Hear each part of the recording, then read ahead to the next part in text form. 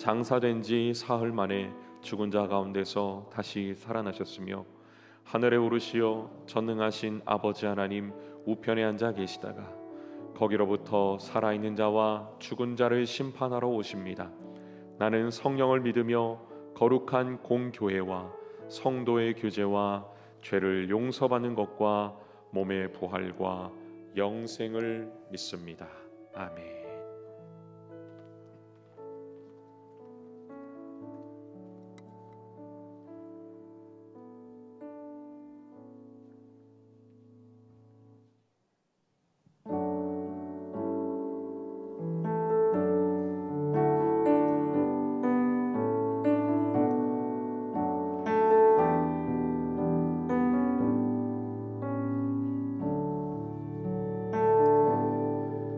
주님 말씀하시면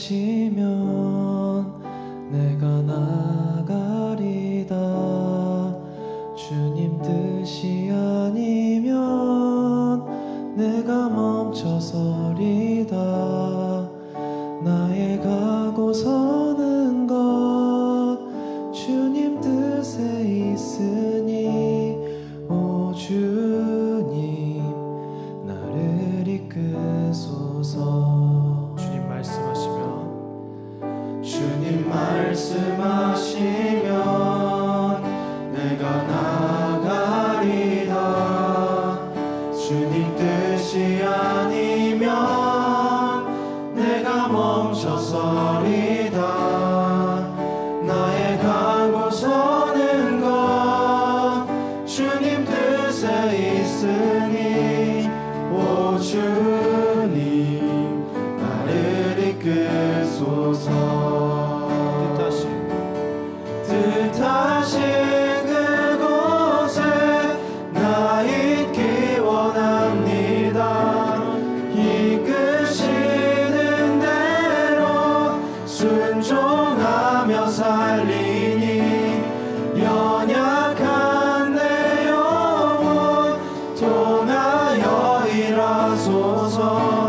주님 나라와 그 뜻을 위하여 오 주님 나를 이끄소서.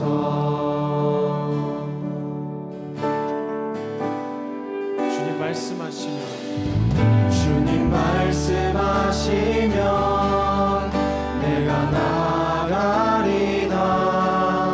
주님 뜻이 아니면 내가 멈춰서리다. 나의 가고 서는 것 주님 뜻에 있으니 오 주님 나를 이끄소서. 뜻하신 그곳에 나 있기 원합니다. 이끄시는 대로 순종하며 살리니 연약한 내 영혼 통하여 일하소서. 주님 나라와 그 뜻을 위하여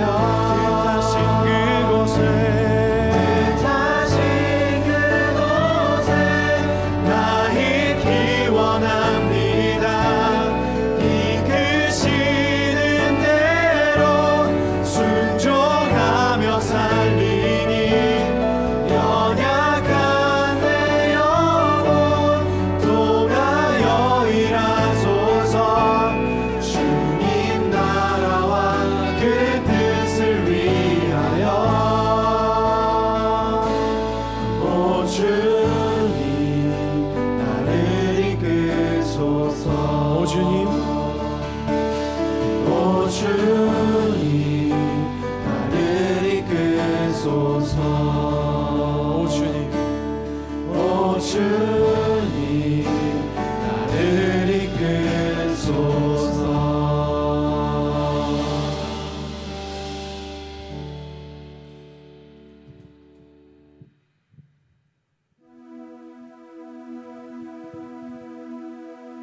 다 찬양 영원히 하게 함께 하시는 그 사랑 우리에게 보이셨네. 다 소리 높여 주 찬양의 일을 위해 주리 부르셨네.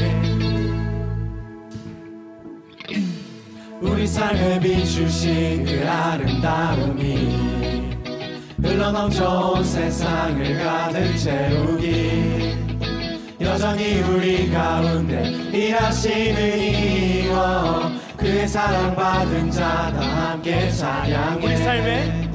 우리 삶에 비추신 그 아름다움이 흘러넘쳐 온 세상을 가득 채우기, 여전히 우리 가운데 일하시는 이여 그의 사랑받은 자 다 함께 찬양해.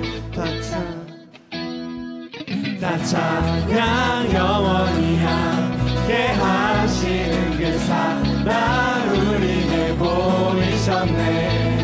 모두 다 소리 높여 주 찬양의 일을 위해 주를 부르셨네.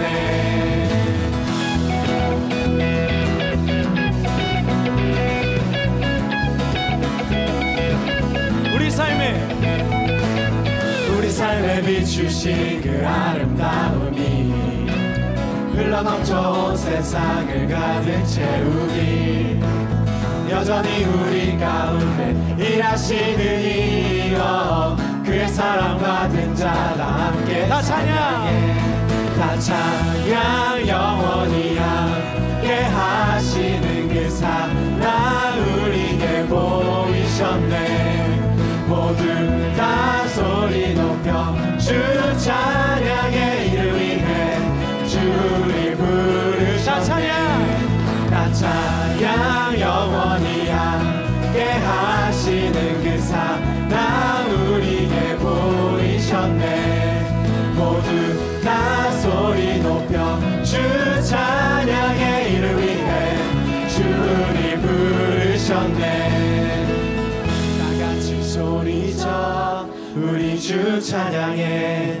주가 우리 삶 가운데 일하시네, 기뻐하시네. 다 같이 소리쳐 우리 주 찬양해. 주가 우리 삶 가운데 일하시네, 기뻐하시네. 다 같이 소리쳐 우리 주 찬양해. 주가 우리 삶 가운데 일하시네, 기뻐하시네. 다 같이 소리쳐 우리 주 찬양해. 주가 우리 삶 가운데 일하시네, 기뻐하시네. 다 같이 소리쳐 우리 주 찬양해. 주가 우리 삶 가운데 일하시네, 기뻐하시네. 다 같이 소리쳐 우리 주 찬양해. 주가 우리 삶 가운데 일하시네, 기뻐하시네. 다 찬양. 영원히 함께 하시는 그 사랑 우리에게 보이셨네. 모두 다 소리 높여 주 찬양의 일을 위해 주를 부르셨네. 다 찬양. 영원히 함께 하시는 그 사랑 우리에게 보이셨네. 모두 다 소리 높여 주 찬양의 일을 위해 주를 부르셨네.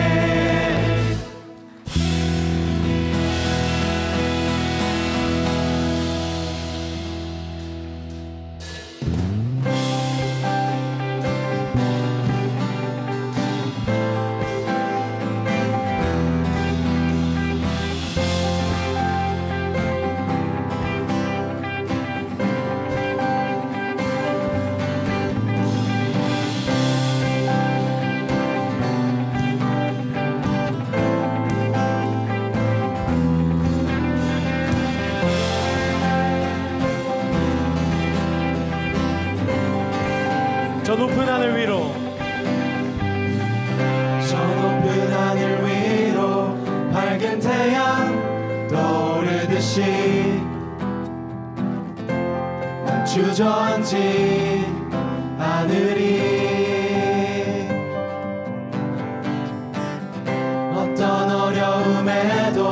주의 길을 선택하리. 빛 가운데로 걸으리. 주님을 크게 보는 믿음 가지고 세상에 나타내리라. 놀라운 주의 사랑을, 주의 사랑을, 주의 꿈을 안고 일어나리라. 선한 능력으로 일어나리라. 이 땅의 부흥과 회복은 바로 나로부터 시작되리. 주의 꿈을 안고 일어나리라. 선한 능력으로 일어나리라. 이 땅의 부흥과 회복은 바로 나로부터 시작되리.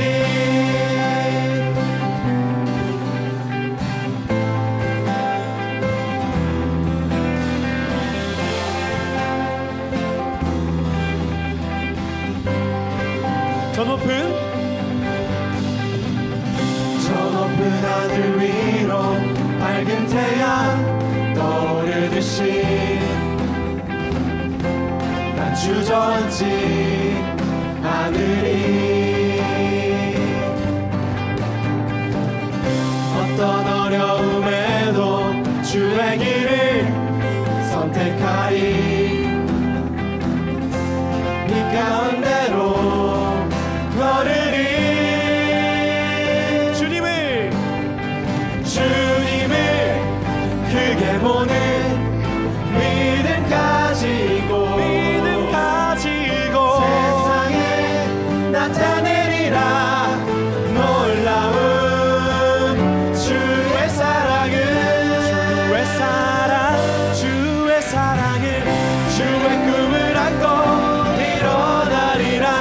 선한 능력으로 일어나리라. 이 땅의 부흥과 회복은 바로 나로부터 시작되리. 주의 꿈을 안고 일어나리라. 선한 능력으로 일어나리라.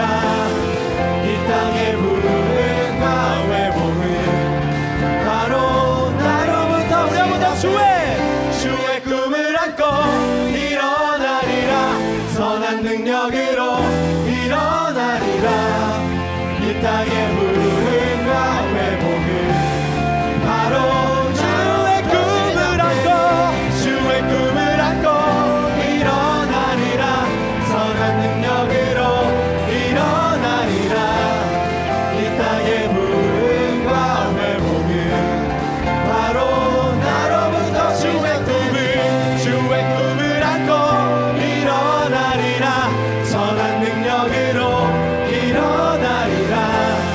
이 땅의 부흥과 회복은 바로 나로부터 시작되리. 일어나리라. 선한 능력으로 일어나리라. 이 땅의 부흥과 회복은 바로 나로부터 시작되리. 나로부터 시작되리. 나로부터 시작되리. 나로부터 시작되리.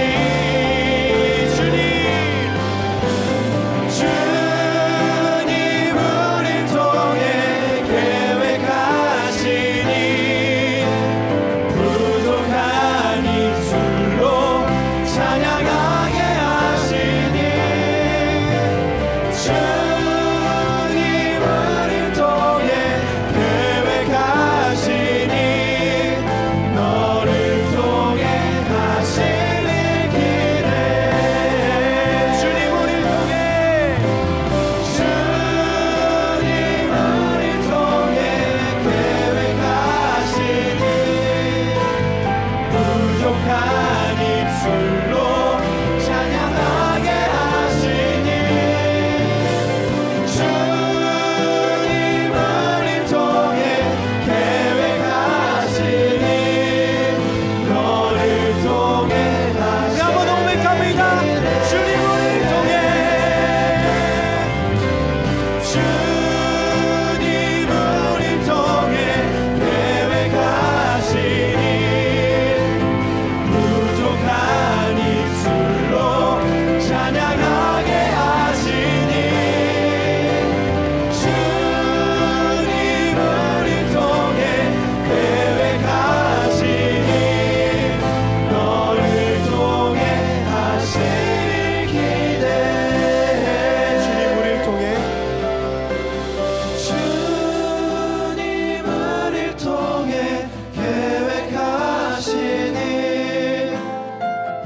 부족한 입술로 찬양하게 하시니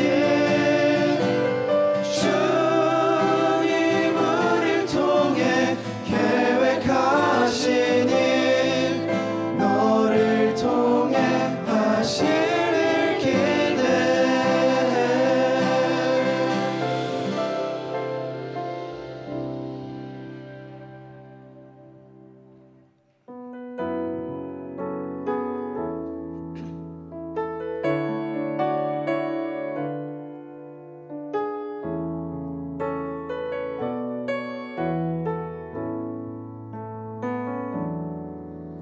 하나님의 부르심에는 후회하심이 없네.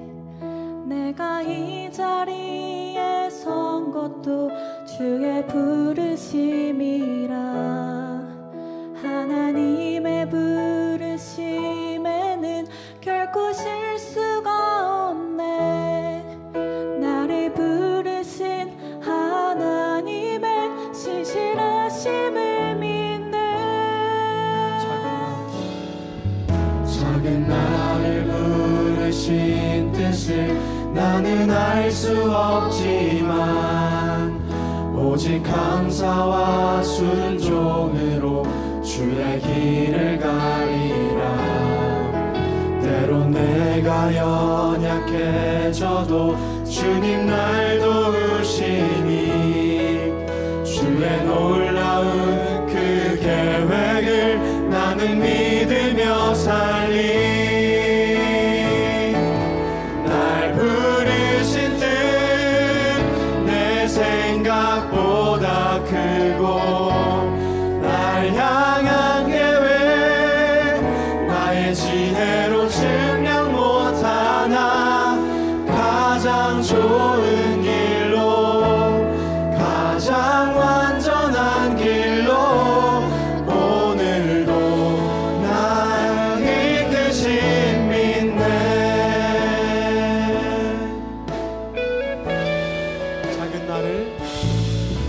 작은 나를 부르신 뜻을 나는 알 수 없지만 오직 감사와 순종으로 주의 길을 가리라. 때론 내가 연약해져도 주님 날 도우시니 주의 놀라운 그 계획을 나는 믿으며 살리. 날 부르신 뜻 내 생각보다 크고 날 향한 계획 나의 지혜로 증량 못하다 가장 좋은 길로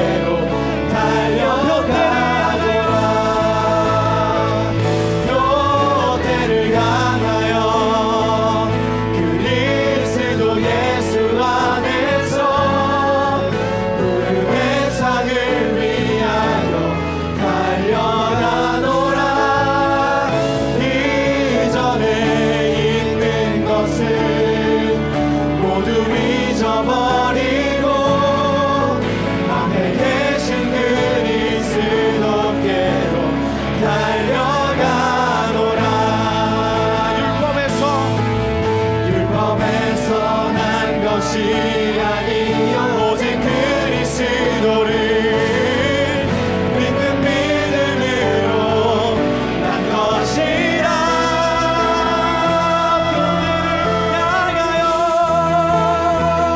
교대를 향하여 그리스도 예수 안에서 삶을 위하여 달려가노라.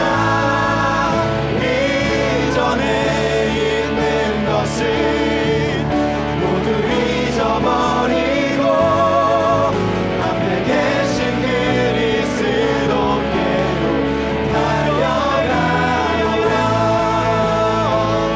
교대를 향하여 그리스도 예수 안에서 삶을 위하여 달려가노라. 이전에 있는 것을 모두 잊어버리고 앞에 계신 그리스도께로. 이 시간 함께 기도하시면서 나아가시겠습니다. 우리가 오직 주 예수 그리스도를 향하여서 이끄심에 순종하며 하나님의 부르심에 감사하며 나아가기를 우리 소망한다고 이 시간 함께 기도하시면서 나아가시겠습니다. 사랑하신 하나님 아버지, 우리가 언제나 주님의 부르심에 순종하며 나아갑니다. 오직 감사하며 나아갑니다. 비록 우리가 그 자리에서 연약해질지라도 오직 그 하나의 표대를 향하여 오직 그 예수 그리스도라는 그 소망을 향하여 우리가 나아가기를 주님 간절히 원하오니 우리를 이끌어 주시옵소서. 그리스도를 믿는 믿음으로 하나님 아버지 이 삶을 살아갈 수 있도록 도와주시고 또한 그로 말미암아 공동체가 더 설 수 있도록 주님 인도하여 주시옵소서.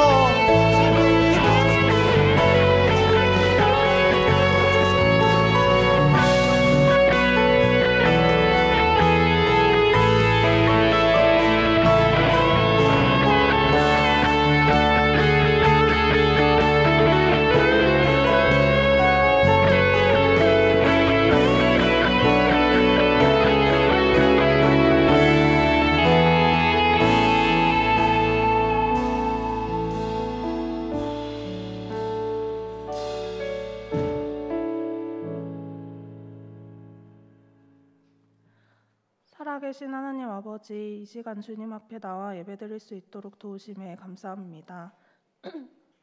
한 주간의 삶을 돌아봅니다. 주님과 동행하는 삶이었는지 점검하며 주님 앞에 회개할 것들을 모두 내려놓고 주님 앞에 다시 나아오는 시간 될 수 있도록 도와주세요. 주님이 없다고 말하는 이 세상 속에서 우리 하나님은 살아계시며 지금도 역사하고 계시다는 것을 삶으로 살아내는 우리 바울 청년부가 되길 기도합니다. 우리를 죽기까지 사랑하신 주님을 닮아 서로 사랑하는 바울 청년부가 되길 원합니다. 그 사랑으로 나에게서 시선을 넓혀 전쟁과 기근으로 고통받는 영혼들, 타락된 세상 속에서 죽어가는 영혼들을 보살필 수 있게 도와주세요. 각자에게 주님이 주신 비전을 품고 청년의 때에 할 수 있는 주님의 일을 할 수 있도록 담대함을 허락해 주세요. 그러나 주님, 우리는 연약합니다. 우리의 연약함을 아시는 주님께서 우리를 긍휼히 여기사 살아가는 동안 주님의 제자답게 살아갈 수 있도록 도와주세요. 캄보디아 선교팀과 함께 하셔서 그 땅에서 역사하시는 하나님을 보고 찬양하게 하시고 하나님의 일에 동참할 때 주님 기뻐 받아주세요. 영육간의 강건함 허락하시고 복음이 필요한 곳에 마땅히 전해질 수 있기를 기도합니다. 말씀하시는 목사님의 입술을 주관하사 하나님께서 하시고자 하는 말씀이 온전히 선포되도록 도우시고 그저 지나가는 형식적인 예배가 아닌 변화가 있는 예배가 되길 기도합니다. 저희에게 듣는 귀와 고른 마음의 밭을 허락해 주세요. 오직 주님께만 드려지는 예배 될 수 있도록 주관하실 것을 믿습니다. 살아계신 예수님의 이름으로 기도드리며 함께 주님 가르쳐 주신 기도로 기도하겠습니다. 하늘에 계신 우리 아버지, 아버지의 이름을 거룩하게 하시며 아버지의 나라가 오게 하시며 아버지의 뜻이 하늘에서와 같이 땅에서도 이루어지게 하소서. 오늘 우리에게 일용할 양식을 주시고 우리가 우리에게 잘못한 사람을 용서하여 준 것 같이 우리 죄를 용서하여 주시고 우리를 시험에 빠지지 않게 하시고 악에서 구하소서. 나라와 권능과 영광이 영원히 아버지의 것입니다. 아멘.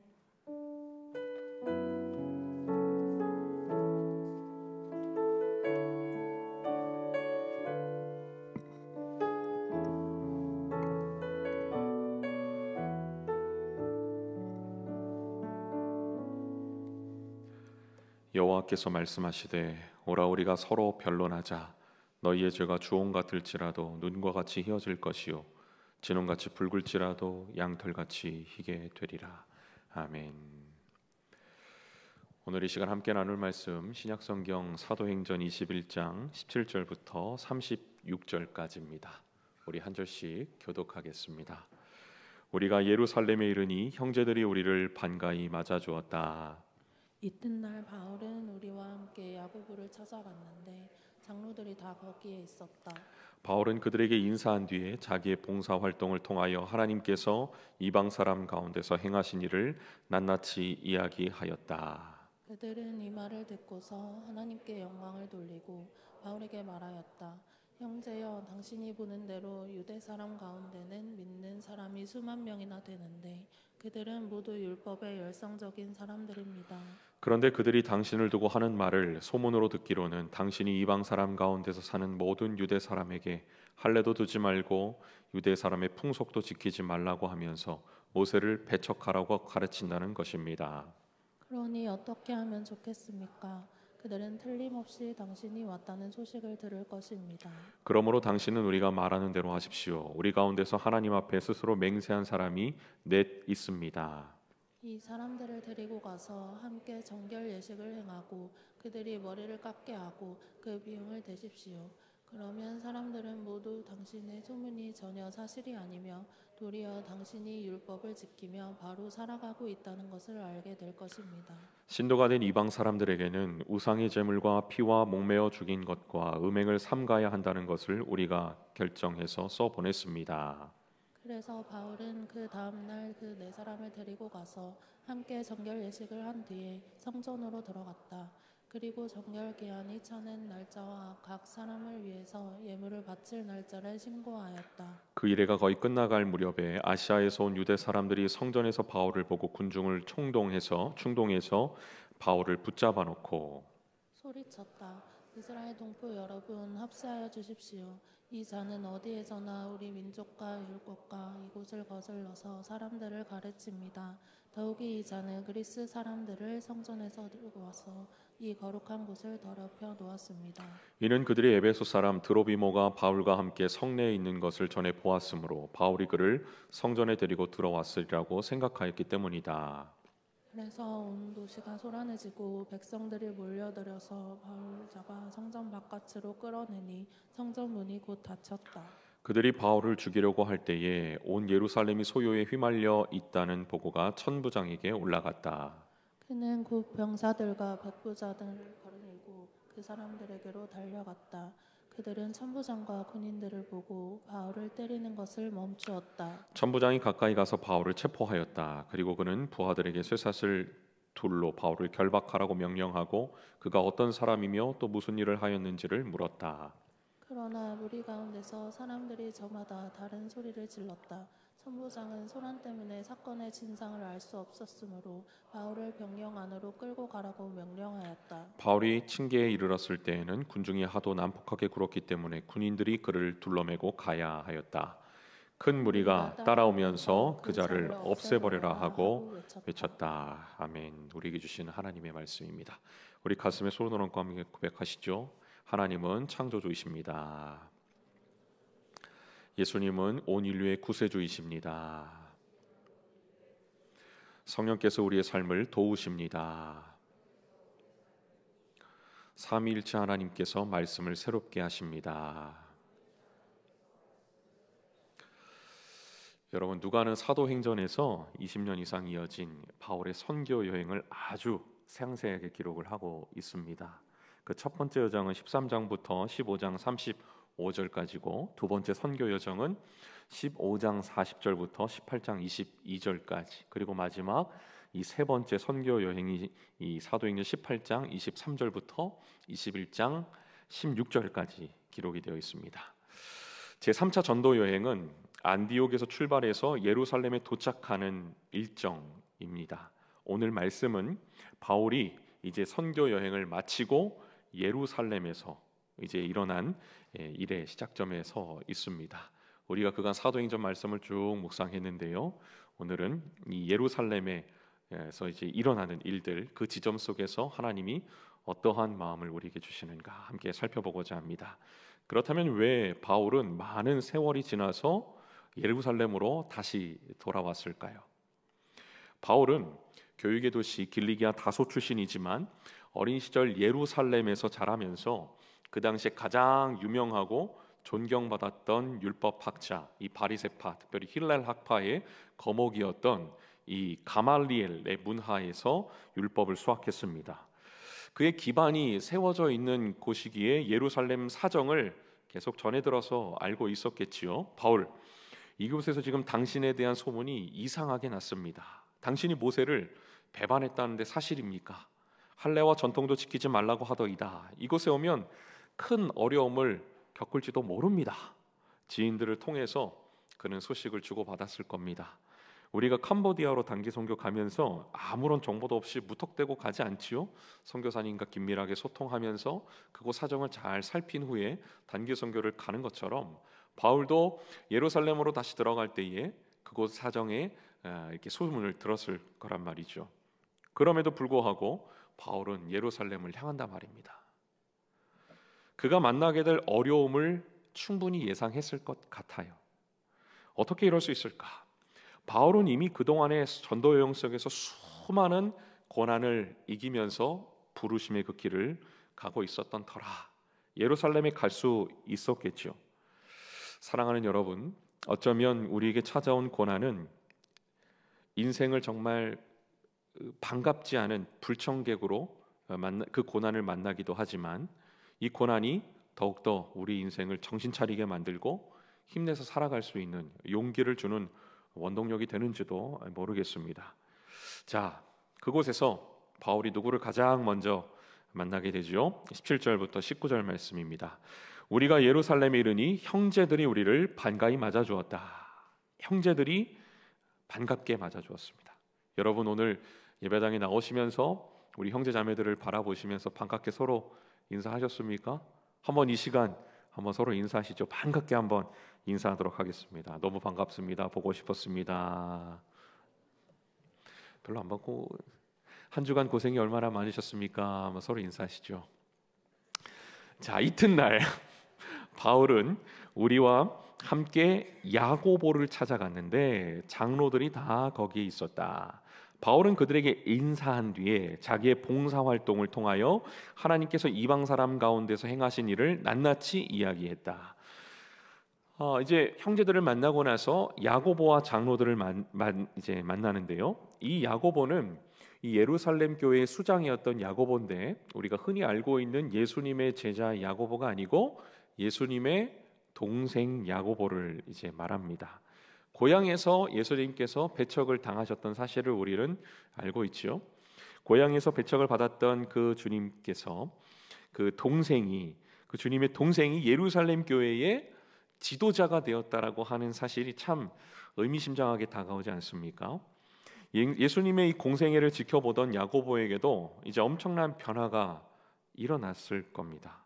처음에는 형제로서의 관계에서 점점 하나님의 아들 메시아로 이 땅에 오신 예수 그리스도에 대한 믿음이 이 야고보에게도 자랐겠지요.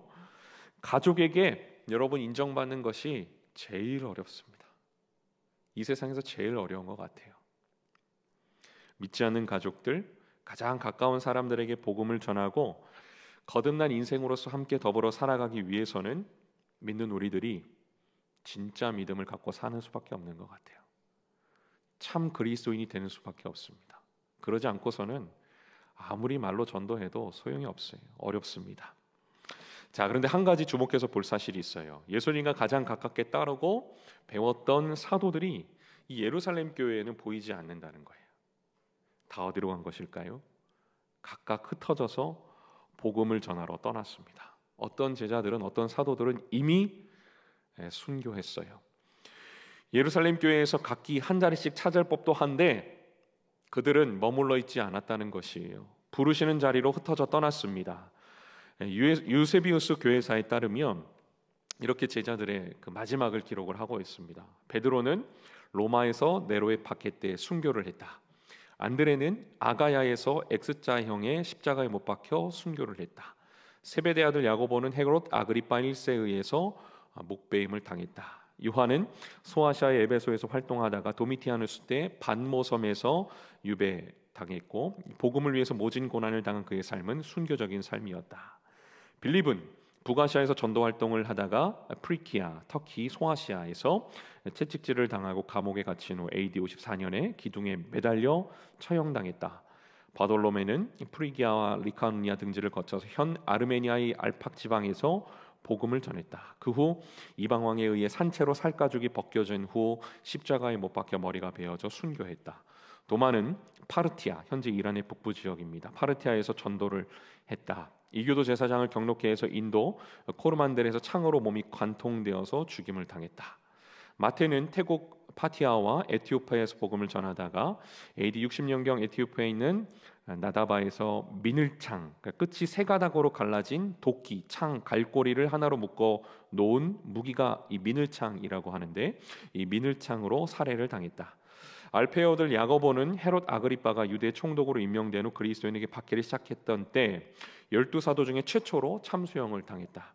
알페오들 야고보와 형제인 다데오는 아수르와 바사, 페르시아에서 전도하다가 십자가형으로 순교했다. 시몬은 아프리카 미우리타니아와 영국에서 복음을 전했다. AD 74년경에 페르시아에서 거꾸로 매던 채 톱으로 몸을 잘라 죽임을 당했다. 가룟 유다 대시 12사도 반열에 오른 이 마띠아는 터키 가파도기아에서 복음을 전하다가 돌매질을 당하여 죽었다. 이렇게 12사도들의 순교일지를 유세비우스가 기록을 하고 있습니다. 사랑하는 여러분, 교회는 예수님을 구세주로 고백하는 성도들의 모임입니다. 참 그리스도인들의 모임이 교회이겠지요. 그런데 우리들이 지금 이렇게 모여 있는 이유가 무엇입니까? 함께 모여서 이렇게 예배를 드리는 이유가 무엇이에요? 또 모이기 위해서 모이는 것이 아니라 사실은 흩어지기 위해서 모이는 것입니다. 12사도들이 예루살렘 교회에서 각기 한 자리씩 차지하고 있는 것이 아니라 부르심의 자리에서 흩어져 가서 복음을 전했던 삶을 살았던 것처럼 말이죠.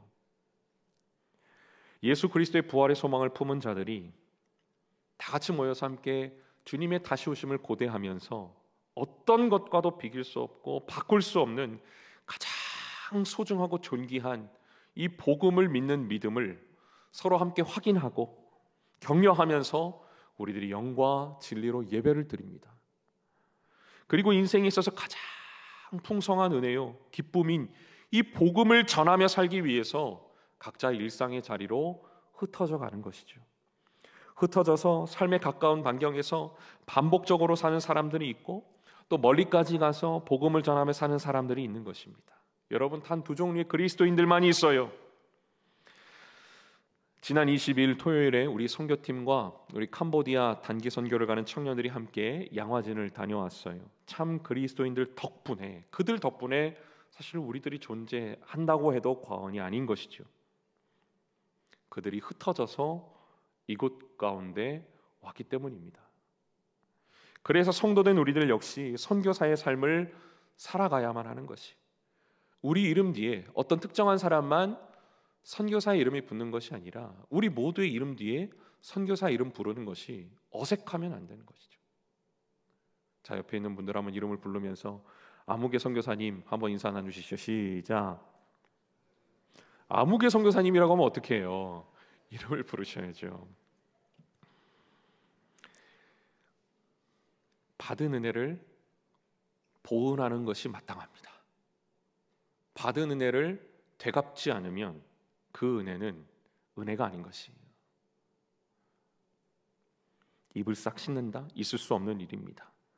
여러분, 우리 바울 청년부 더욱더 모이기에 힘쓰는 공동체 될 수 있기를 간절히 축복합니다. 그런데요, 잘 모였다가 더 잘 흩어질 수 있는 우리의 삶이 되기를 간절히 바랍니다. 자, 바울이 예루살렘 교회에 와서 지금 무엇을 하고 있어요? 선교 보고를 하고 있는 것입니다. 하나님이 이방에서 하신 일들을 그간 엄청나게 많은 그 은혜를 주셨던 그 보고를 하고 있는 거 낱낱이 말하고 있습니다. 우리가 이제 7월 13일부터 20일까지 그 캄보디아 단기 선교를 떠날 준비를 하고 있는데요. 우리가 매일 말씀을 묵상하고 그 말씀을 나누면서 서로 격려하고 중보기도를 하고 우리 한지영 선교사님과 긴밀히 또 소통하면서 함께할 사역들을 준비 중에 있어요. 그곳에 가면 여기도 지금 덥지만 엄청나게 더운 날씨가 기다리고 있습니다. 그 타오른 열기 속에서 우리 선교사님과 함께 복음을 전하겠지요. 비록 짧은 시간이지만 캄보디아 현지 사람들과 함께 살 그 시간들을 기대하면서 기도하고 있습니다. 여러분, 우리들이 모두가 함께 기도해야 합니다. 캄보디아 가는 우리 6명, 저를 포함해서 7명의 지체들만 그 기간을 위해서 기도하고 준비할 것이 아니라 함께 보내는 여러분, 우리도 모두가 기도해야 될 기도 제목인 것이죠. 또 청년들 몇 명만 선교제 다녀오고 끝나서는 안 될 일입니다. 청년부 전체가 이를 위해서 함께 기도하고 우리 삼봉교회 온 성도들과 함께 소식을 나누고 지속적인 동역을 하는 것이 중요한 것이겠지요. 바울은 지금 동역자들에게 선교 보고를 하고 있어요. 그런데 예루살렘 교회는 어떻게 반응을 하고 있습니까? 20절부터 22절 말씀 같이 읽어보죠. 시작. 그들은 이 말을 듣고서 하나님께 영광을 돌리고 바울에게 말하였다. 형제여, 당신이 보는 대로 유대 사람 가운데는 믿는 사람이 수만 명이나 되는데 그들은 모두 율법의 열성적인 사람들입니다. 그런데 그들이 당신을 두고 하는 말을 소문으로 듣기로는 당신이 이방 사람 가운데서 사는 모든 유대 사람에게 할례도 주지 말고 유대 사람의 풍속도 지키지 말라고 하면서 모세를 배척하라고 가르친다는 것입니다. 그러니 어떻게 하면 좋겠습니까? 그들은 틀림없이 당신이 왔다는 소식을 들을 것입니다. 먼저는 하나님께 영광을 돌렸어요. 곳곳에 교회가 세워진 소식을 듣고 얼마나 기뻤을까요? 그리고 이어서 예루살렘 교회도 그 세력이 엄청나게 커졌습니다. 그것을 말해요. 유대인 중에 믿는 자가 수만 명이 있다라고 합니다. 그런데 단서가 하나 다 붙어요. 다 율법의 열성을 가진 자다. 이것이 예루살렘 교회의 자랑이기도 하겠지만 바울의 입장에서 보면 어찌 보면 이것이 큰 문제요 골칫거리가 되었음을 우리가 알 수 있습니다. 성령 안에서 진정한 자유를 경험하고 기쁨을 누리는 사람들이 아니라 여전히 율법의 열심을 가진 자들이 수만 명이 모인 것이, 열심을 갖지 말라는 이야기가 아닙니다. 중요한 것은 뭐예요? 예수 그리스도를 내가 믿고 우리 안에 자유를 경험하고 해방됨을 경험하고 더 이상 죄의 종로로 타지 아니하고 하나님의 양자됨을 인하여 하나님이 의롭다 하신 것으로 인하여서 기뻐하고 감사하고 그것을 누리는 삶을 사는 것이 중요한 것이겠지요. 여러분, 우리들은 무엇에 가장 큰 열심을 내어야 되겠습니까? 교회 일을 열심히 해서 우리 교회 규모가 커지는 것입니까? 아니에요. 절대 아닙니다. 그저 예수 그리스도를 향한 열심이면 족합니다. 이럴 땐 아멘 하셔야 돼요. 예수 그리스도를 향한 열심이면 족한 거예요. 예수님처럼 살기 위해 했으면 그것으로 족한 것이. 교회에서 열심히 봉사하고 섬기는데 세상에서는 그렇지 못하다? 무엇인가 잘못 세팅된 신앙생활이. 교회 공동체 안에서 밖에서 동일하게 예수님처럼 살기 위해서 몸부림을 치는 것이 바로 그리스도인들의 능력일 텐데 이 세상은 많이 모이는 것을 능력이란다 말하는 말이에요. 큰 규모의 사업을 할 수 있는 재정을 보유한 것을 능력이라고 한단 말입니다. 교회 이름이 유명해지기를 원하고 많은 일들을 감당하려고 애를 쓴단 말입니다. 지금 예루살렘 교회가 이런 상황 가운데 놓여 있는 것 같아요. 그래서 야고보와 장로들이 많은 사람들이 할례와 관습에 대해 새롭게 말한 이 바울을 반대하는 목소리를 듣고 걱정이 앞섰던 거예요. 이곳 예루살렘 교회에도 바울이 이렇게 말하면 어떡하지? 난리가 날 것 같은데? 그래서 바울에게 이렇게 조언을 해요. 23절 25절입니다. 그러므로 당신은 우리가 말하는 대로 하십시오. 우리 가운데서 하나님 앞에 스스로 맹세한 사람이 넷 있습니다. 이 사람들을 데리고 가서 함께 정결 예식을 행하고 그들의 머리를 깎게 하고 그 비용을 대십시오. 나실인 의식을 행하라는 거예요. 그러면 사람들은 모두 당신의 소문이 전혀 사실이 아니며 도리어 당신이 율법을 지키며 바로 살아가고 있다는 것을 알게 될 것입니다. 신도가 된 이방 사람들에게는 우상의 제물과 피와 목매어 죽인 것과 음행을 삼가야 한다는 것을 우리가 결정해서 써 보냈습니다. 바울, 당신의 사역이 참으로 그 열매가 대단하고 귀감이 됩니다. 그러나 당신도 이미 알고 있지요. 눈치채셨지요. 이곳 사정도 좀 생각을 좀 해주세요. 당신의 평이 다 좋지만은 않습니다. 이방인의 수많은 땅에 다녀왔으니 먼저 좀 정결례를 하고 오십시오. 나시린의 서원을 할 네 사람과 함께 다녀오시지요. 그러면 당신을 오해하고 있는 사람들의 마음이 누그러질 겁니다. 여러분, 이 말을 들은 바울이 어떻게 대처를 합니까? 이렇게 대처하지 않았어요. 자, 26절 같이 읽어보죠. 시작. 그래서 바울은 그 다음 날 그 네 사람을 데리고 가서 함께 정결 예식을 한 뒤에 성전으로 들어갔다. 그리고 정결 기한이 차는 날짜와 각 사람을 위해서 예물을 바칠 날짜를 신고하였다. 정결례를 하러 들어갑니다. 존중해요. 배려합니다. 바울의 유연함을 볼 수 있죠. 여러분, 불필요한 논쟁을 일으키지 않는 모습을 볼 수 있습니다. 17세기 대주교 마르코 안토니오 드 도미니스가 이런 말을 했어요. 본질적인 것에는 일치를, 비본질적인 것에는 자유를, 그리고 모든 것에는 사랑을. 이 바울에게는 본질적인 복음이 예수 그리스도께서 주시는 자유함이 있었어요. 그것을 이미 맛본 인생이기에 비본질적인 옛 관습, 문화, 이 문화가 형성된 예루살렘 교회의 성도들의 그 요청을 기꺼이 수용하는 모습을 볼 수가 있는 것이죠. 본질은 무엇입니까? 예수 그리스도예요. 온 우주 만물의 창조주 하나님의 독종자, 온 우주 만물과 온 인류의 구세주 예수 그리스도께서 주시는 참 자유가 본질이에요. 그 구원이 본질입니다. 우리에게 이것이 있다면 비본질적인 어떤 형식과 문화를 대하는 자세는 겸손하고 온유하게 되는 것이. 여러분, 예배의 형식, 우리가 지난 종료주일 때 전통적 예배를 드렸어요. 그리고 5월 19일에는 친구 초청 예배를 드렸습니다. 그리고 우리가 지금 드리고 있는 형식 다르죠. 그런데 동일한 것은 무엇입니까? 복음을 선포한다는 것이, 하나님의 말씀을 선포한다는 것입니다.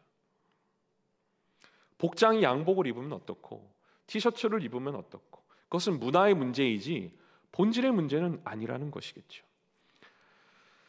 오늘 찬양 인도한 우리 형제 반바지 너무 인상적이고 전 너무 좋더라고요. 저만 그렇게 느꼈나요? 아까 기도하면서 다음에는 이렇게 털을 좀 한번 싹, 그랬더니 그건 안 된다고. 그건 본질이 아니니까. 다리털은 본질이 아니니까요. 그렇죠? 밀든 밀지 않든, 왁싱을 하든 하지 않든 그건 중요한 거 아닌 거죠. 찬양 인도하고 하나님께로 나아가고 우리가 함께 하나님을 찬양하는 것이 본질인 것이겠죠. 자, 27절부터 29절입니다. 그 이래가 거의 끝나갈 무렵에 아시아에서 온 유대 사람들이 성전에서 바울을 보고 군중을 충동해서 바울을 붙잡아 놓고 소리쳤다. 이스라엘 동포 여러분, 합세해 주십시오. 이 자는 어디에서나 우리 민족과 율법과 이것을 거슬러서 사람들을 가르칩니다. 더욱이 이 자는 그리스 사람들을 성전에 데리고 들어와서 이 거룩한 것을 더럽혀 놓았습니다. 이는 그들이 에베소 사람 드로비모가 바울과 함께 성내에 있는 것을 전해 보았으므로 바울이 그를 성전에 데리고 들어왔으리라고 생각하였기 때문이다. 오해의 소문은 그치지 않았습니다. 사라지지 않았어요. 정결례를 했다고, 나시린 서원을 하기 위해 4명의 사람들과 성전에 들어갔다고 해서, 그 비용을 지불했다고 해서 바울에 대한 오해의 소문은 사라지지 않았습니다. 뒤늦게 아시아에서 온 유대인들이 바울을 오해합니다. 바울이 전한 복음의 참 의미를 깨닫지 못했던 유대인들이 계속해서 무리를 충동해요. 없던 말까지 하기 시작합니다. 바울이 유대인과 율법과 예루살렘 성전을 비방한다고 헬라인을 데리고 성전에 들어갔다고 헛소문을 퍼뜨려요.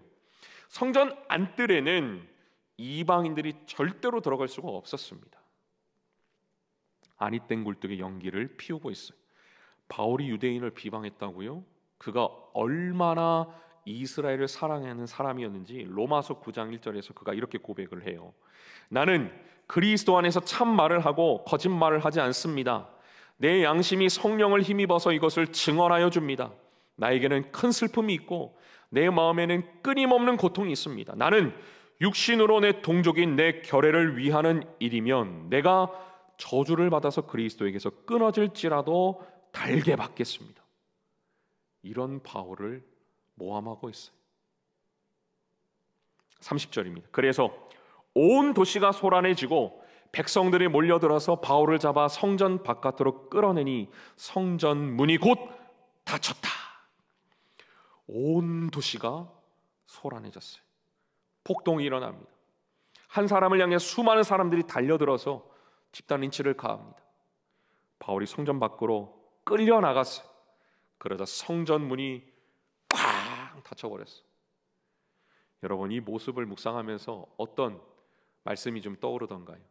예수님이 곧 사흘 안에 이 성전이 무너지리라 하는 그 예수님의 말씀이 좀 떠오르지 않습니까? 나중에 그 성전이 진짜 무너질 때의 어떤 그 모습의 어떤 프롤로그처럼 보입니다. 왜 이런 일이 일어난 것일까요? 왜 온 도시가 지금 소란해진 것입니까? 이 바울 한 사람, 그 안에 있는 복음, 부활의 증언, 하나님 나라의 복음이 선포되었기 때문인 것이죠. 여러분, 군포시가 조용한 이유가 무엇입니까? 우리의 삶의 주변에 아무 일도 일어나지 않는 이유가 무엇입니까?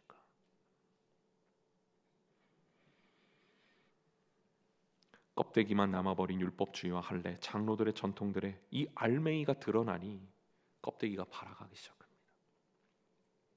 과연 우리가 알맹이인가? 자, 우리 마지막 31절부터 36절까지 한번 같이 읽어봅니다. 시작. 그들이 바울을 죽이려고 할 때에 온 예루살렘이 소요에 휘말려 있다는 보고가 천부장에게 올라갔다. 그는 곧 병사들과 백부장들을 거느리고 그 사람들에게로 달려갔다. 그들은 천부장과 군인들을 보고 바울을 때리는 것을 멈추었다. 천부장이 가까이 가서 바울을 체포하였다. 그리고 그는 부하들에게 쇠사슬 둘로 바울을 결박하라고 명령하고 그가 어떤 사람이며 또 무슨 일을 하였는지를 물었다. 그러나 무리 가운데서 사람들이 저마다 다른 소리를 질렀다. 천부장은 소란 때문에 사건의 진상을 알 수 없었으므로 바울을 병영 안으로 끌고 가라고 명령하였다. 바울이 층계에 이르렀을 때에는 군중이 하도 난폭하게 굴었기 때문에 군인들이 그를 둘러매고 가야 하였다. 큰 무리가 따라오면서 그 자를 없애버려라 하고 외쳤다. 바울이 죽음의 위기 앞에 놓여 있습니다. 집단 폭행을 당하는 중에 로마 군대 천부장인 글라우디오 루시아가 백부장들과 군인들을 거느리고 달려와서 바울을 결박하라고 명령합니다. 지금 이 자가 누구이기에 무슨 일로 이런 소란이 일어났는가? 천부장의 이 한마디에 눈이 뒤집혀버린 무리 중에 앞뒤가 맞지 않은 말들이 막 툭툭 튀어나옵니다. 진상을 파악할 수 없게 되자 그 소란이 그치지 않자 이 바울을 영내로 데려가는 명령이 떨어지고 이 바울은 구사일생으로 목숨을 이제 건지게 됩니다. 사랑하는 여러분, 세상을 살아가는 우리의 시선은 바울은 왜 누명을 쓰고 왜 억울하게 집단 폭행을 당했는가에 쏠립니다. 이런 일을 한번 여러분 겪는다고 상상을 한번 해보십시오. 생각하기도 끔찍하지 않습니까? 그 트라우마로 인해서 너무너무 화가 나고 억울해서 잠이나 잘 수 있겠어요? 그런데 사도행전을 기록하고 있는 이 누가의 시선은, 이 하나님의 초점은 어디에 있는가? 이 바울을 구해낸, 왜 이런 일이 일어났는지 진상을 밝히기 위해서 달려온 천부장 글라우디오 루시아에게 이 누가의 시선이 있는 것이 아니라 사도행전 19장 21절에 미리 누가가 기록한 대로 이런 일이 있은 뒤에 바울은 마케도니아와 아가야를 거쳐 예루살렘으로 가기로 마음에 작정하고 나는 거기에 갔다가 로마에도 꼭 가보아야 하겠습니다 하고 말하였다. 여기 있는 것이죠. 에베소에서 큰 기적을 일으킨 이 바울의 고백이에요. 왜 로마로 가려 했을까요? 모든 길은 로마로 통한다라는 말을 들어보셨죠? 이 시대는 로마는 전 세계 중심지였어요. 세계 여러 나라로 길이 통하도록 도로를 정비한 제국이었기 때문에 바울이 로마에 가서 복음을 전하면 이 복음이 세계 곳곳으로 전해질 것이라는 비전을 가지고 있었을 것입니다. 그리고 그 당시 바울이 생각했던 땅끝 서머나, 저 스페인, 지금 바울이 로마에 가서 이 서머나로 갈 계획을 하는 것이죠. 지금 바울이 로마 군대 영내로 끌려감을 통해서 그는 계속해서 어려움을 겪지만 로마로 갈 수 있는 길이 열리게 됨을 우리는 쭉 묵상해 왔습니다. 당장 눈앞에 펼쳐지는 고난, 어려움이 당장 눈앞에는 피해가고 싶고 왜 일어나는지 알 길이 없어요. 잘 모릅니다. 제가 중학교 때 경험했던 일인데 좀 개인적인 일을 이야기해서 좀 죄송합니다. 중학교 3학년 때로 기억을 하는데요. 제가 안양에 있는 관양중학교를 다니다가 이제 서울로 이제 전학을 중간에 가게 됐는데 농구를 좋아해가지고 농구를 자주 했습니다. 근데 관양중학교의 농구 골대 높이는 일반 높이였습니다. 그러니까 뭐 잘해봐야 뭐 닿지도 못했어요. 아무리 높이 뛰어봐야. 제가 중학교 때는 좀 조그맸거든요. 고등학교 때 키가 커가지고. 그래서 친구하고 그 안양 종합운동장 근처에 있는 비산초등학교라는 곳이 있는데 거기서 가끔 농구를 했어요. 거기는 골대가 낮아가지고 덩크슛을 할 수가 있었습니다. 그래서 막 매달려가지고 막 에어조단 막 조단 흉내 내기도 하고 막 그때 NBA 한창 좋아할 때여가지고 덩크슛도 하고 막 그렇게 농구를 했었는데 하루는 이제 농구를 하다가 해가 뉘엿뉘엿 지는 그런 통에 빨리 가자 이제 해가지고 서둘러서 내려가는 길이었습니다. 쭉 이제 길 따라 내려가는데 저기 한 50m 앞에 한 7, 8명 고등학생 정도로 보이는 불량 청소년들이, 왜 불량 청소년이냐면 약간 이렇게 담배를 피고 있었거든요. 근데 딱 봐도 고등학생 정도 돼 보였어요. 그래서 그때 성령께서 말씀하시기를 야 친구야 우리 돌아가자 이제 그랬거든요. 근데 얘가 빨리 가야 됐는지 또 집이 근처였어가지고 그냥 빨리 지나가자고 그러더라고요. 그래서 찜찜한 마음에 그냥 갔어요. 서둘러서 내려갔습니다. 근데 그 무리 한 7, 8명 되는 무리를 딱 통과해 나가는데 어떻게 됐을까요? 잠깐만 그 한마디가 딱 들리면서 잠깐만 서봐 딱 그러는 거예요. 그래서 섰죠. 서지 말고 그때 뛰었어야 되는데 섰어요. 그랬더니 이제 그 무리 중에 한 명이 이렇게 묻더라고요. 야, 너네 중학생이냐? 그러면 물론 이렇게 좋게 이야기하진 않았습니다. 그래서 네 그랬더니 어느 학교 다니냐고 그랬더니 관양중학교 다니는 그랬더니 갑자기 귀싸대기를 날리는 거예요. 관양중학교 다닌다는 이유로. 여기 혹시 관양중학교 나온 사람 있습니까? 그래서 끌려갔어요. 뒷산으로 끌려갔습니다. 나 엄청 때리기 시작하는 거예요. 왜 때리는지도 모르는 채 저희는 두드려 맞기 시작을 하는 거죠. 그래서 잠깐 맞다가 잠깐 쉬는 시간을 주더라고요. 그래도 쉬는 시간을 주더라고요. 그래서 왜 때리냐고 그랬더니 그 자기네가 신성중학교를 나왔대요. 그러면서 신성중학교하고 관양중학교하고 라이벌이었답니다. 그 라이벌이 뭔 라이벌인지는 모르겠지만 이 주먹 라이벌이었던 것이겠죠. 그러면서 이분들이 일진이었던 것이죠. 그러면서 다셨냐고 그러면서 또 때리더라고. 엄청 맞았어요. 그렇게 참 어이없게 맞는 거죠. 너무 고통스러웠죠. 근데 또 두 번째 쉬는 시간에 제가 좀 잘 맞는다고 저는 좀 덜 때리더라고요. 뭐 잘 맞는다고 덜 때리는 경우 세상에 어딘지 모르겠어요. 잠깐 쉬고 있는데 제 친구는 계속해서 때리는 거예요. 너무 괴로워하는 그 모습을 제가 보면서 너무 가슴이 아파가지고 막 가서 뜯어 말렸어요. 그러지 말라고, 때리지 말라고, 그만 때리라고. 성령께서 함께 하셨던 모양입니다. 그러더니 그럼 네가 대신 맞을래?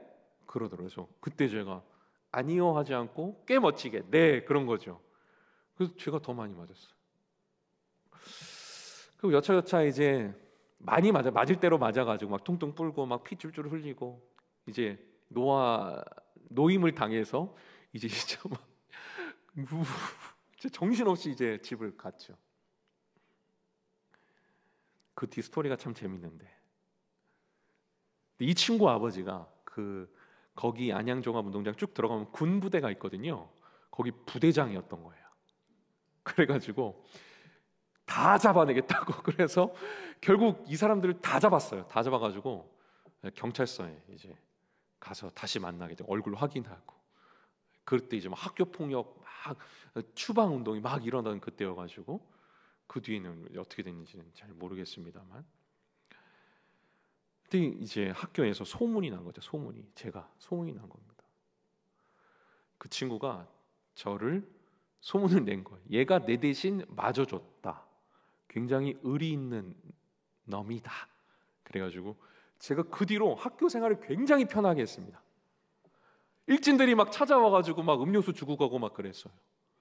그래서 제가 이제 얘가 근데 교회를 다니는 애라고, 교회 어디 다니냐 친구들이 와서 물어보기도 하고, 어디 교회 다닌다.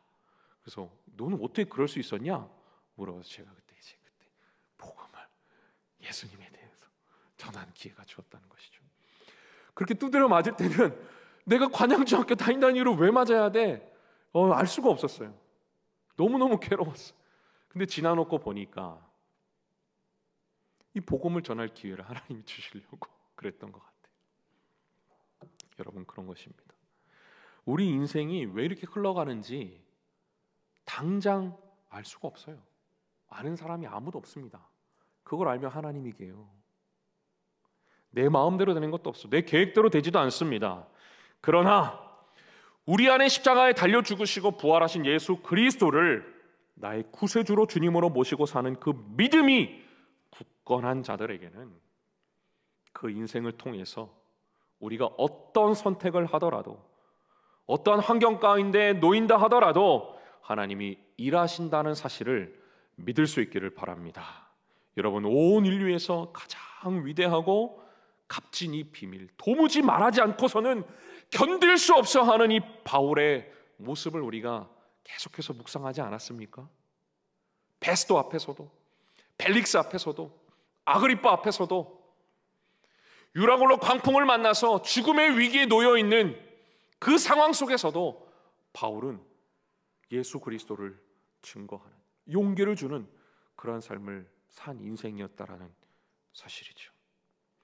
사랑하는 청년 여러분, 우리의 삶 속에 때때로 억울한 오해를 받고 또 도무지 납득이 안 되는 그런 일들을 우리가 맞닥뜨렸다 한들 하나님께서 함께 하심을 믿고 또 순종하며 묵묵히 주님의 길을 걸어갈 수 있는 우리 모두 될 수 있기를 바랍니다.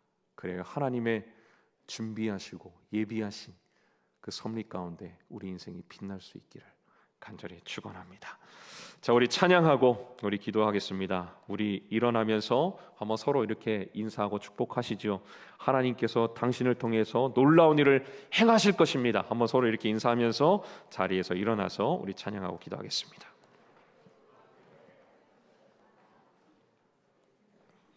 하나님의 부르심 또 표대를 향하여, 우리 이 찬양 같이 부르고, 이 찬양 부르는데 정말 바울의 고백처럼 느껴지더라고요. 함께 우리 부르고 기도하십시다.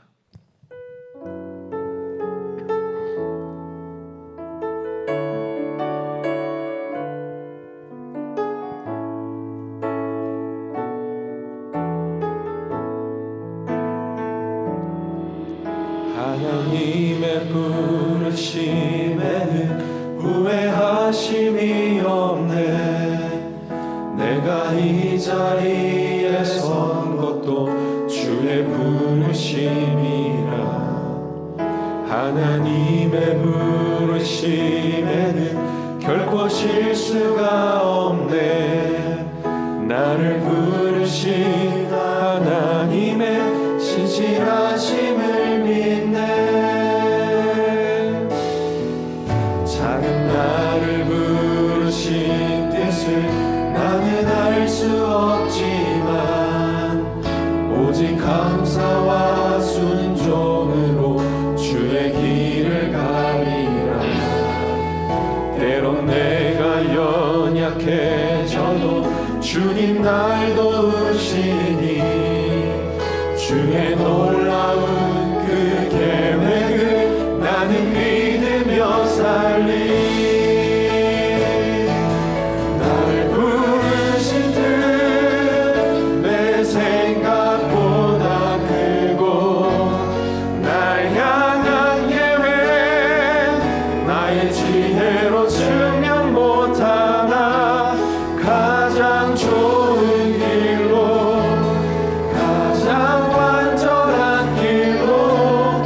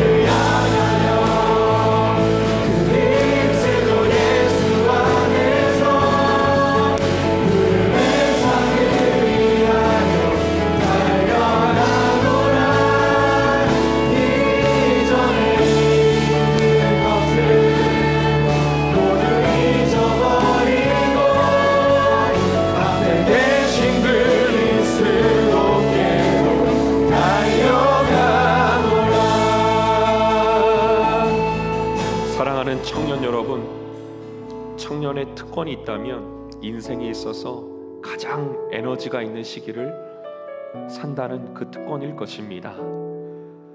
우리 이 시간 한번 기도할 때에 주님, 우리에게 열심을 주옵소서. 사도 바울의 삶을 보면 참 열심히 있는 삶이었다 이렇게 보여집니다. 30세에 회심하기 이전에도 그는 열심히 있었어요. 율법에 대한 열심이 있었습니다. 그러나 예수를 주로 고백하는, 그리스도인들을 박해하는, 그리스도를 잡으러 가는 그 다메섹으로 가는 길가에서 예수 그리스도를 만난 이후로 참 자유를 경험한 바울, 이제 그리스도에게로 향한 열심으로 그의 삶이 완전히 거듭나게 되어집니다. 사랑하는 여러분, 열심을 내십시다.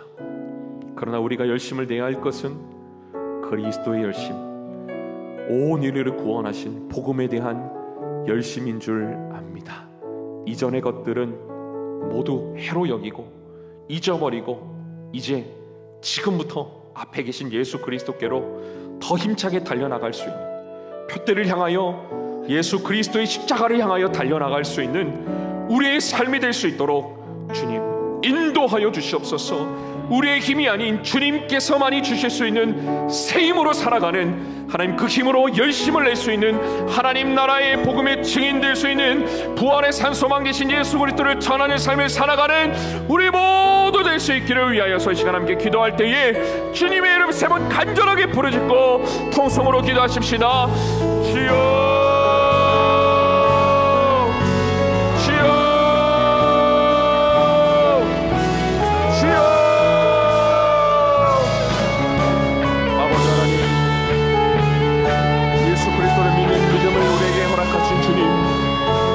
우리를 살리시고 우리를 구원하시고 우리를 새롭게 하시고 우리를 정말 하나님 나라의 백성으로, 하나님의 자녀로, 아버지를 하나님을 아버지로 부르고 아빠라 부를 수 있는 양자의 영을 허락하신 주님, 사도 바울의 삶을 보면 하나님 얼마나 우리의 삶이 참으로 연약하고 부끄러운지 보게 되어집니다. 열심히 있는 인생을 살지 못하였습니다. 부르심을 향하여 달려가지 못한 우리의 삶을 주님 용서하여 주시옵소서. 우리를 부르신 그 부르심 앞에 서게 하여 주시옵소서. 예수 그리스도를 향한 열심을 우리에게 허락하여 주시옵소서. 우리 바울 청년부에 하나님 주님을 향한 열심으로 충만할 수 있기를 주님 간구하오니, 주여 주님만이 줄 수 있는 특별한 은총을 덧입혀 주시옵소서. 예수가 그리스도임을, 주인임을, 살아계신 하나님의 아들이심을 고백하는 자들이 모여지게 하여 주시고, 이곳에서 거룩한 구원을 받은 당신의 백성들, 당신의 자녀들이 함께 하나님의 나라를 꿈꾸며 함께 동요하며 함께 흩어지는 인생을 살아갈 수 있도록 우리에게 맡겨주신 삶의 자리에서 하나님 부활의 증인이 될 수 있는 우리들 되게 하여 주시옵소서. 하나님, 100여 전에 이 땅에 수많은 선교사님들을 보내주셨고 하나님 그들의 죽음과 희생으로 말미암아 교회가 세워졌습니다. 가장 소중한 것들을 하나님 해로 여겼던, 세상에서 가장 가치 있게 여겼던 것들을 가장 보잘것없는 것으로 여겼던 그들의 숭고한 죽음이 이 교회가 세워져 있습니다. 우리의 삶 또한 우리 믿음의 신앙인의 그 길을 달려나갈 수 있는 우리의 삶이 될 수 있도록 주님 인도하여 주시옵소서. 주님 껍데기뿐인, 모양뿐인 하나님 그러한 경건이 되지 않게 하여 주시고, 능력 있는 경건이 되게 하여 주시고, 인생을 뒤바꿀 수 있는 하나님 아버지 알맹이 같은 인생들 되게 하여 주시옵소서. 우리 청년들을 통하여서 누군가가 용기를 얻고 위로를 얻고 소망을 얻는 일들이 하나님 일어날 수 있기를 주님.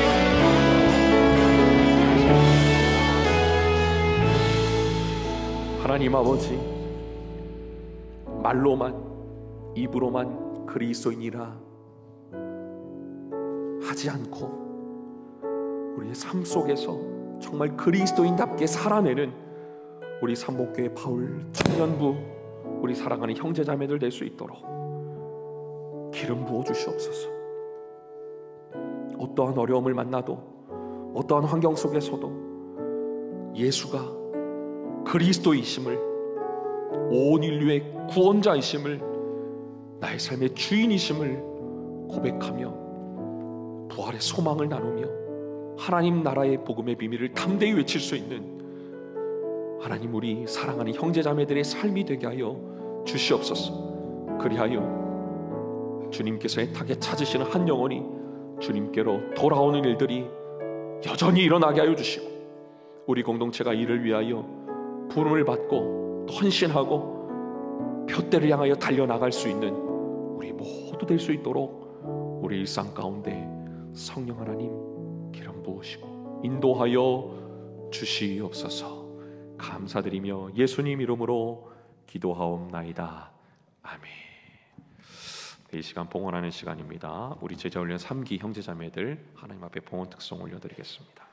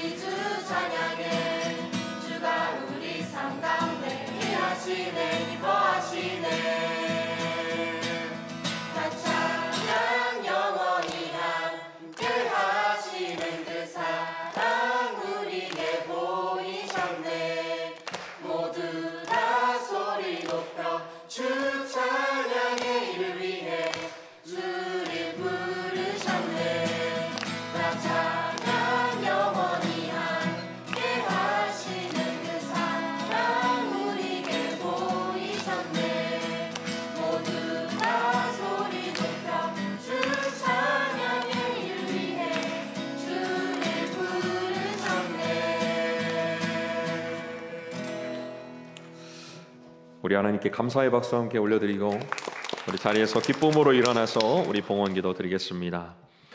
하나님, 쉬지 않고 하나님의 나라를 선포하시고 선교하시는 그 하나님의 손길에 우리들이 거하기를 원합니다. 우리들도 부르심 앞에 반응하고 쓰임받기를 원합니다. 우리가 드린 이 물질이, 우리의 시간이, 재능이, 노력이, 우리의 몸이 하나님의 나라 위에 여긴하게 아름답게 귀하게 쓰임받기를 간구합니다. 우리에게 그 주님의 마음이, 하나님의 마음이 식어지지 않도록 날마다 말씀하여 주시고 말씀 앞에 반응할 수 있는 용기와 경건의 능력을 허락하여 주옵소서. 선교의 현지에서 모진 고통 속, 고난 속에서 굴하지 않고 복음을 증거하고 계시는 우리 선교사님들 굽어 살펴주시고, 또 하나님, 우리 또한 이 선교사님들과 동역하고 함께 우리 일상 속에서 선교사의 사명을 가지고 살아내는 우리들 모두가 될 수 있도록 은총을 베풀어 주시옵소서. 이제는 우리 구주 예수 그리스도의 은혜와 아버지 하나님의 크신 사랑과 성령님의 교제 교통 충만하심이 이 시간 선포된 말씀을 따라 살아가기로 결단하는 우리 사랑하는 삼봉교회 바울 청년부 하나님 나라 가족 공동체 위에 이제로부터 영원토록 함께 하옵시기를 간절히 축원하옵나이다. 아멘.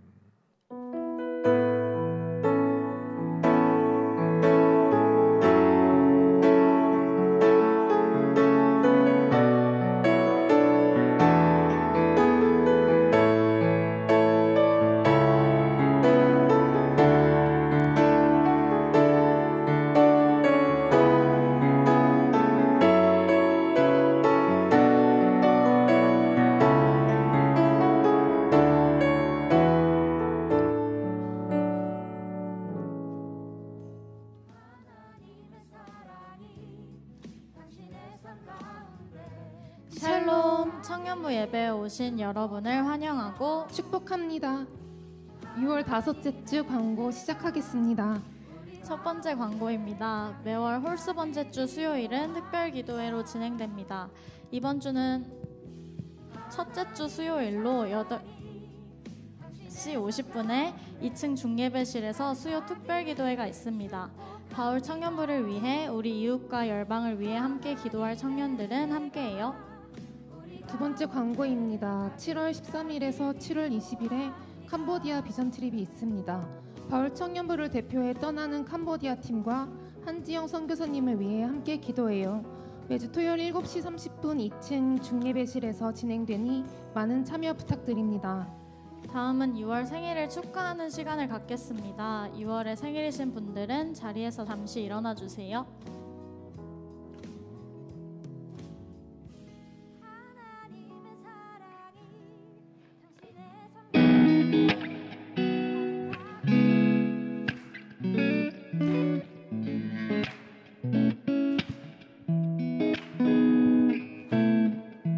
하나님의 사랑이 당신의 삶 가운데 가득하기를 축복합니다. 하나님의 은혜가 우리 가운데 가득하길 기도합니다.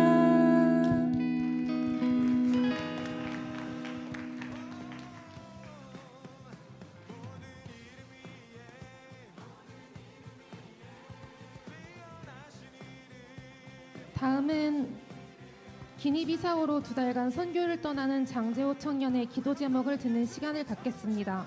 앞으로 나와주세요.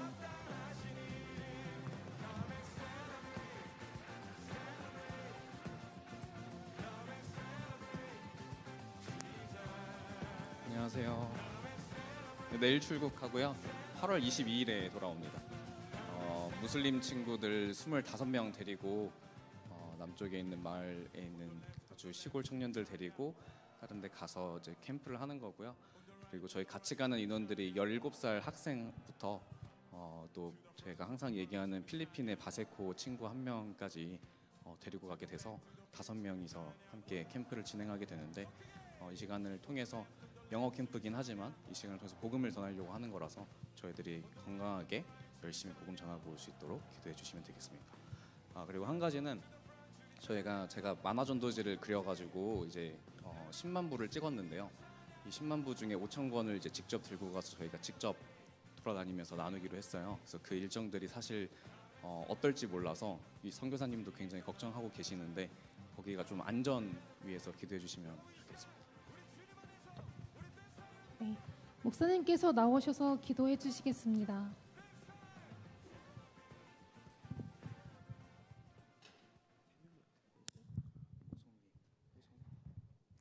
우리 재호 형제 이번에는 혼자 가게 됐는데 세이자매가 아이를 또 가지고 있어서 태명이 뽀송이랍니다. 뽀송이. 그래서 혼자 가게 되는데 좋은 건지 어떤 건지 모르겠네요. 기도하겠습니다. 하나님, 우리 아프리카를 향하여서 기니비사우로 떠나는 우리 장재호 선교사님 모든 일정 가운데 하나님 함께하여 주옵소서. 무슬림 지역에 들어가서 그들과 함께 살아갈 때에 그리스도인 다움을 보여주게 하시고 또 예수 그리스도의 사랑이 얼마나 크고 위대하고 놀라운지 우리 장지호 선교사님과 함께하는 모든 팀원들의 전 인격 가운데 배워나올 수 있도록 하나님 지치지 않도록 강건하게 붙들어 주옵소서. 또 이곳에서 잘 또 아이를 품고 기도할 우리 세이자매 또 뽀송이 하나님 지켜보호하시고 또 함께 마음이 그곳 가운데 함께 합쳐지게 하시고 또 이곳에서 안전하게 잘 또 몸을 추스릴 수 있도록 함께하여 주옵소서. 축복하며 예수님 이름으로 기도하옵나이다. 아멘. 네, 우리 박수 한번 하겠습니다.